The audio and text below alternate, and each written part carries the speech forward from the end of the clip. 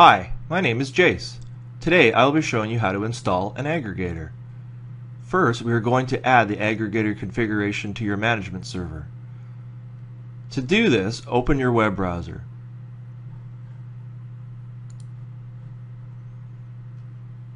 Click in the address bar and type the URL to your dashboard portal.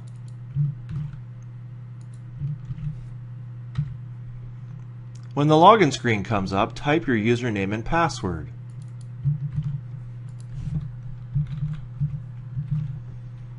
Click the login button. Now click the aggregators link. Click the Add Aggregator button. In the name field, type the name of the aggregator. In our example, we will use the name TestAg01. The host name of your aggregator will be set to this name initially after we log into it by the bonding software. In the IP address field, type the IP address that will be assigned to the aggregator. In our example, it will be 10.0.2.10. In our example, the IP address is private. In a production environment, the IP address needs to be a public IP address.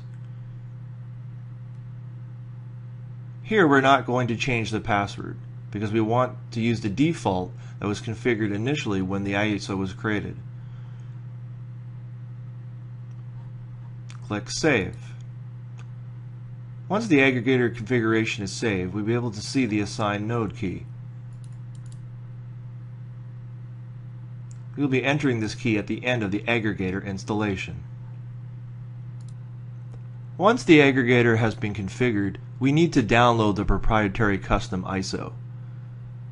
To do this, go to Help and Node Setup. Under the installer's ISOs, click the Net Install ISO to download it.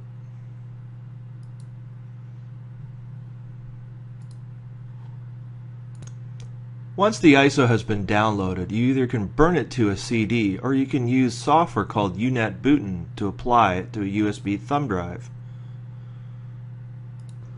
Once you boot from the CD or USB flash drive, you will get the bonded internet splash screen.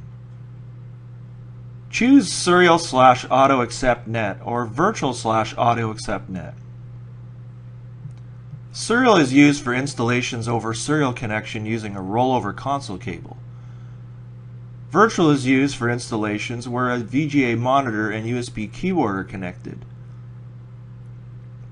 The auto-accept-net does a full automatic installation with the exception of prompting for network configuration information and bonding node key.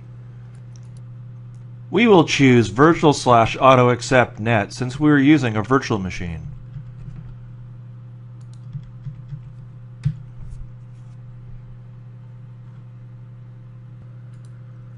Notice here the installer is trying to configure the network with DHCP. Notice that we get the error Network Auto Configuration Failed, meaning that the installer was unable to discover the network information through the DHCP protocol. If I press Enter to select to continue, we will get an option list on how to proceed with the network configuration. If I choose the Configure Network Manually option, it will prompt me for the network information.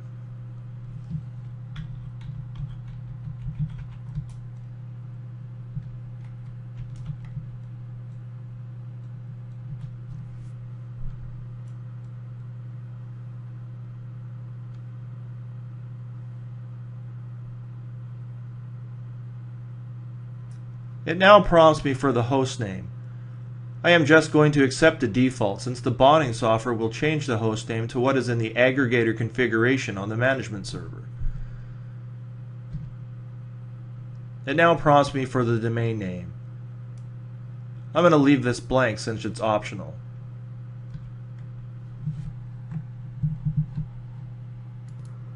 It now prompts me for the HTTP proxy information. I am just going to press enter since there is not one and it's the default.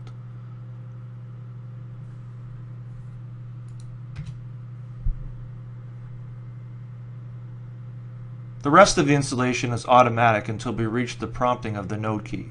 So I'm going to fast forward the video to there. Here we are at the configuring bonding node key prompt.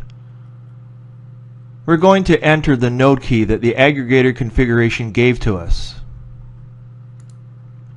shown here.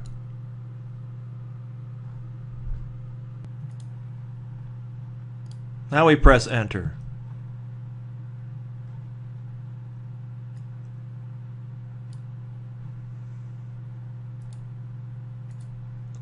The rest of the installation is automatic, so I'm going to fast forward the video to the point after the installation is complete. Here we are at the login prompt after the installation. We're going to log in as root.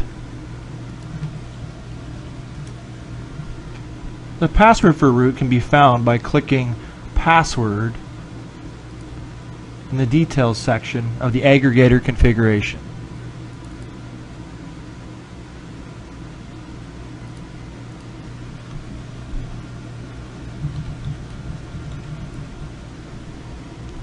That's it. We're done. Thanks for watching.